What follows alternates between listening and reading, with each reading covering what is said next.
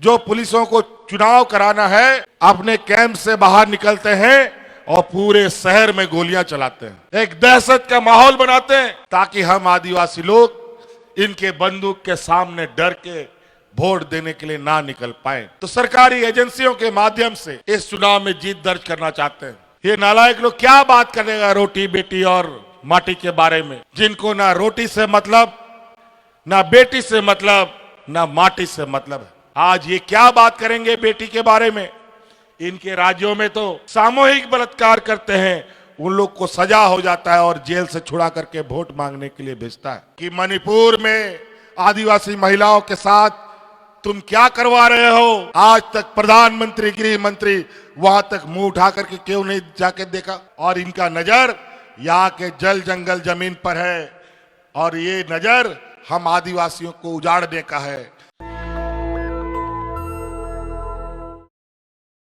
त्योहार तो हर साल होता है, लेकिन ये चुनाव का त्योहार 5 साल में एक बार होता है, इसलिए ये इस लोकतंत्र का सबसे बड़ा ये त्योहार है।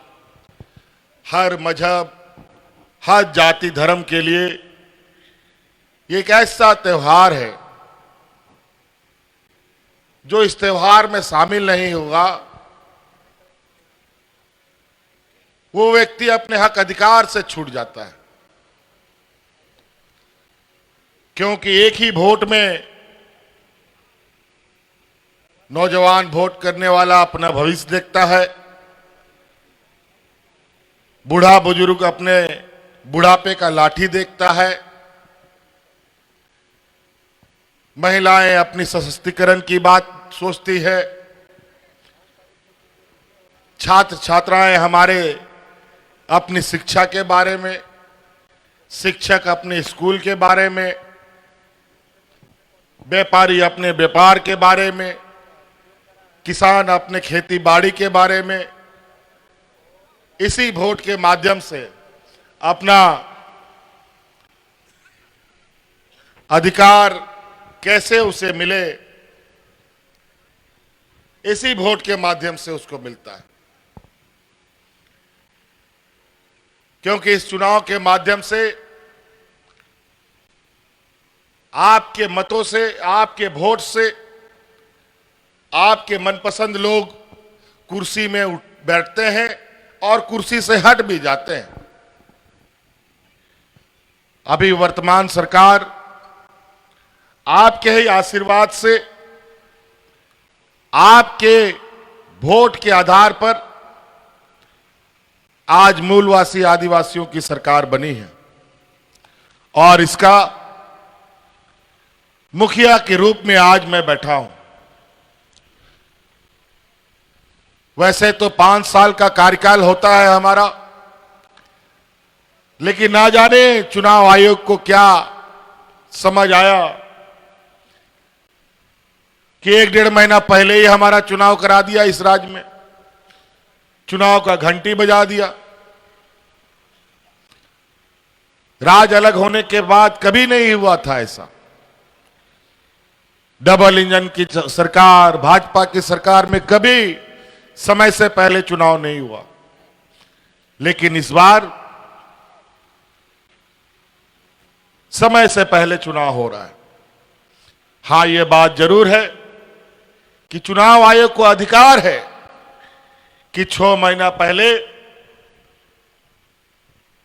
ये किसी भी राज्य में चुनाव करा सकता है, लेकिन अधिकार किसी के पास हो तो इसका मतलब थोड़ी ऐसा होता है कि जब मन करे तब कर दे। ऐसा कोई आपदा विपदा नहीं था जो राज्य में समय से पहले चुनाव कराया जाए। राज्य में कोरोना जरूर आया था, लेकिन ये तो 2-2.5 साल पहले आया था। उस कोरोना का जंग भी हम लड़ा, उस जंग को जीता भी हम लोगों ने। और जब आज आपके लिए हम काम करने बैठे हैं तो समय से पहले चुनाव करा दिया। वो इसलिए हो रहा है क्योंकि चुनाव आयोग, भारत सरकार की एजेंसियां, आज भारत सरकार जो भारतीय जनता पार्टी की है उसकी कठपुतली बन के रह गई है। जैसा भारत सरकार, भाजपा की सरकार कहती है, वैसे ही ये संस्थाएं काम करती है। जहां जैसा मन करो वैसा करो। आज यहां समय से पहले चुनाव करा दिया। अभी चुनाव कराने के लिए जो पुलिस फोर्स अलग अलग राज्यों से मंगाया है चुनाव आयोग ने, वो भी बड़ा विचित्र तरीके के पुलिस सिपाही सब यहां आ गया है। अभी कल परसों सिमडेगा में जो पुलिसों को चुनाव कराना है, वो पुलिस रात के अंधेरे में अपने कैंप से बाहर निकलते हैं और पूरे शहर में गोलियां चलाते हैं। एक दहशत का माहौल बनाते हैं ताकि हम आदिवासी लोग इनके बंदूक के सामने डर के वोट देने के लिए ना निकल पाए। दूसरे तरफ पूरे राज्य में ईडी सीबीआई का पूरा दहशत मचा हुआ है। यहां छापा मारो, वहां छापा मारो। 50 जगह छापा मारता है तो 20 लाख 50 लाख रुपए इन लोग को मिलता है। अजीब स्थिति है। जब राजनीतिक रूप से ये हम लोगों से नहीं सक पा रहे, तो सरकारी एजेंसियों के माध्यम से इस चुनाव में जीत दर्ज करना चाहते हैं। लेकिन खूंटी विधानसभा भगवान बिरसा मुंडा की धरती है। यहां पर बहुत लोग राजनीति करने आते हैं, जाते हैं। देश के प्रधानमंत्री जी ने भी यहां के ताकत को समझ लिया और जाना कि बिना बिरसा मुंडा जी के चरणों में शीश झुकाए झारखंड में पार पाना मुश्किल है। पहली बार विगत 5 सालों में इन लोगों ने भगवान बिरसा मुंडा के सामने सर झुकाया। लेकिन ये घड़ियाली आंसू आज हमारे आदिवासी भाइयों का, आज हमारे ग्रामीण क्षेत्र में रहने वाले लोगों का क्या आर्थिक हालात है, किसी से छुपा नहीं है। क्योंकि ये आदिवासी, दलित, पिछड़ा, अल्पसंख्यक के प्रति इनकी कोई जिम्मेवारी नहीं है। इनकी जिम्मेवारी है सिर्फ अपने पूंजीपति व्यापारियों को कैसे मदद पहुंचाएं और कैसे इस देश में फूट डालो और राजनीति करो के फार्मूला को स्थापित करें। और इसीलिए इस चुनाव में इन लोगों ने फिर वही राग लापा है जहां सांप्रदायिक तनाव फैलना प्रारंभ हो जाए। पिछले लोकसभा में भी, अभी कुछ दिन पहले हुए कई राज्यों के विधानसभा में भी कई ऐसे इन लोगों ने सांप्रदायिक तनाव फैलाने वाली भाषणें और एजेंडे फिट किए। कभी बोला भैंस चुरा के ले जाएगा, कभी बोला महिलाओं का मंगलसूत्र चुरा ले जाएगा, और आज झारखंड में बांग्लादेशी घुसपैठी का बात बोलता है, रोटी बेटी और माटी हड़पने का बात करता है। ये नालायक लोग क्या बात करेगा रोटी बेटी और माटी के बारे में, जिनको ना रोटी से मतलब, ना बेटी से मतलब, ना माटी से मतलब है। इनको सिर्फ और सिर्फ पैसों से मतलब है, इस राज्य के खनिज संपदाओं से मतलब है। और इसीलिए एक जाति विशेष व्यक्तियों को, समूह को टारगेट करके एजेंडा फिक्स करते हैं। आज ये क्या बात करेंगे बेटी के बारे में। इनके राज्यों में तो जो लोग बेटियों का रेप करते हैं, सामूहिक बलात्कार करते हैं, उन लोग को सजा हो जाता है और जेल से छुड़ा करके वोट मांगने के लिए भेजता है। ये लोग क्या बात करेंगे बेटी का। एक उधर आसाम का मुख्यमंत्री यहां मंडरा रहा है 6-7-8 महीना से, और लगातार बांग्लादेशी घुसपैठी का बात बोलता है, रोटी बेटी माटी का बात करता है। मणिपुर, असम, नागालैंड, उधर पहाड़ का 6-7 राज्य मिलाकर के एक डेवलपमेंट अथॉरिटी बनाया गया है, उसका चेयरमैन भी अगला है। और उससे पूछिए कि मणिपुर में आदिवासी महिलाओं के साथ तुम क्या करवा रहे हो उसके बारे में झारखंड के लोगों को क्यों नहीं बताते? आज तक प्रधानमंत्री, गृह मंत्री वहां तक मुंह उठा करके क्यों नहीं जाके देखा? आज तक एक भी शब्द इन लोगों ने नहीं बोला कि किस तरीके से आदिवासी महिलाओं को, बेटियों का इन लोग चीरहरण करते हैं और यहां आकर के आदिवासियों के हित की बात करते हैं, बेटियों का बात करते हैं। क्या बात करेंगे ये लोग? और यहां आकर के हम लोग के बीच में सांप्रदायिक जहर डालने का काम कर रहा है। रोटी का बात करता है, खूंटी, सिमडेगा, गुमला गवाह है। डबल इंजन की सरकार में 2019 से पहले यहां पर लोग हाथ में राशन कार्ड लेकर के भात भात करते मर गया। हम कई लोगों के घर गए थे और उसी समय हम लोगों ने संकल्प लिया कि अब डबल इंजन को इस राज्य से हटाना होगा, नहीं तो यहां का आदिवासी मूलवासी नहीं बचेगा। फिर हम लोगों ने जोर लगाया और 2019 में हम लोगों ने सरकार बनाई।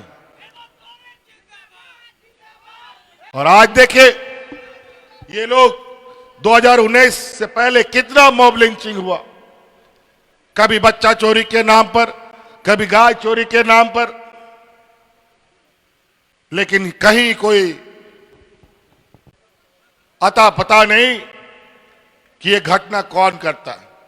लेकिन जब इसके तह में जाइएगा तो पता चलेगा यही भारतीय जनता पार्टी का लोग, आरएसएस का लोग इसके पीछे पड़ा रहता है। अभी देखिए बच्चा चोरी की बात, आदमी चोरी की बात, ये लोग तो विधायक चोरी करता है, सांसद चोरी करता है, जहां वोट नहीं मिलता है विधायक को चुरा करके सरकार बनाने लगता है। बड़ा विचित्र हालत। और माटी का क्या बात करेगा? यहां जितना कोयला खदान है, जितना आयरन ओर का खदान है, जितना बॉक्साइट का खदान है, पूछ लो, जाके पता कर लो वो खदान किसका है। इन्हीं लोगों का, व्यापारी मित्रों का है। और इनका नजर यहां के जल जंगल जमीन पर है और ये नजर हम आदिवासियों को उजाड़ने का है। यहीं बगल में छत्तीसगढ़ है, वहां जाके देख लो, अपने व्यापारी मित्रों को हसदेव का जंगल दे दिया है खोदने के लिए, खनिज निकालने के लिए। वहां के आदिवासियों को जंगल से खदेड़ा जा रहा है। जो विरोध करता है उसको नक्सल बोलता है और गोली से भून देता है और जेल में डाल देता है। यही हाल है। इसी वजह से साथियों, हमें मालूम है, हम लोग 2 साल 2.5 साल कोरोना से लड़ता रहा और जब हम आपके बीच में काम करने लगे तो इन लोगों ने हमें भी जेल में डाल दिया कि ताकि हम आपके लिए काम नहीं कर पाए। लेकिन इस बीच में भी हम लोगों ने कई ऐसे काम किए, आपके दुख दर्द को समझा, आपकी दुखों को कम करने का हम लोगों ने काम किया है। आज अलग अलग कार्य योजना के माध्यम से आज आपकी तकलीफ हम जानते हैं। आज के दिन में भी गांव हमारे कितना गरीब है, गांव के लोग कितना गरीब हैं और उसके अनुरूप हम आपको अपने पैरों पर खड़ा करने का कार्य योजना बना चुके हैं। आज का बोझ हमने अपने कंधों में उठाया और इसका पहला उदाहरण आपका लाखों लाखों रुपया बिजली का बकाया को हमने फ्री कर दिया। आज बिजली का बिल फ्री हुआ कि नहीं? और आज बिजली का बिल तो फ्री हो गया, साथ साथ में 200 यूनिट बिजली भी हम आप लोग को फ्री कर दिया है। और हमको पता है इस बात का, इससे पहले घर में जब बिजली का बिल आता था तो महिलाएं अपना गहना बेचती थी और बिजली का बिल देती थी। बच्चा का एडमिशन नहीं देता, स्कूल का फीस नहीं देता था, लेकिन बिजली का बिल भरता था। अगर बिजली का बिल नहीं भरेगा तो जेल चला जाएगा बेचारा। लेकिन अब बिजली 24 घंटा आएगा, लेकिन बिजली का बिल कभी नहीं आएगा, ये हम आपको आश्वस्त करते हैं।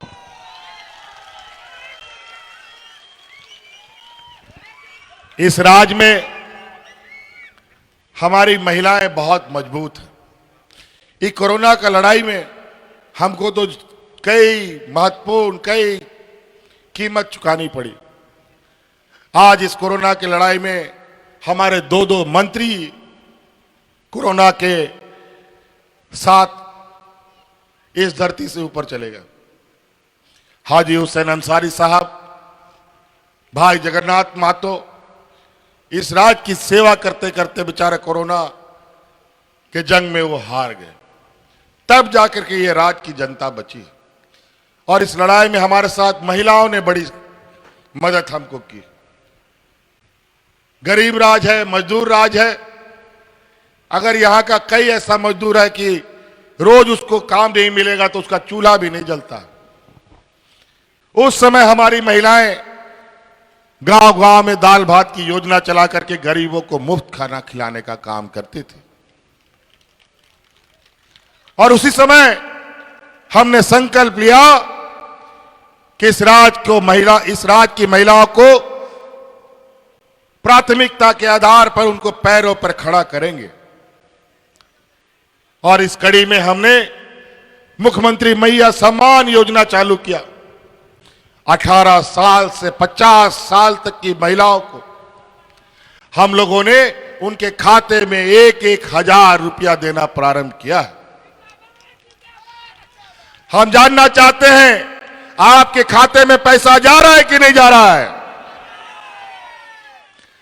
और हम आपको कहना चाहेंगे कि हमने संकल्प लिया है कि हम लोग फिर से सरकार बनाएंगे और अगले 5 साल के अंदर आप सभी लोगों के गरीब लोगों के महिलाओं के खाते में 1-1 लाख रुपया पहुंचाने का हम आपको वादा करते हैं। और वो इसलिए क्योंकि हमको पता है कि आज की गरीबी हमारे घर में कुंडली मार के बैठा हुआ है, उसको लात मार के बाहर भगाएंगे।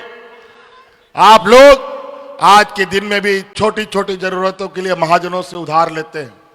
हम आपको इतना मजबूत करेंगे कि आने वाला समय में किसी महाजन के पास भीख मांगने का जरूरत नहीं पड़ेगा, आप अपने पैरों पर खड़ा होंगे।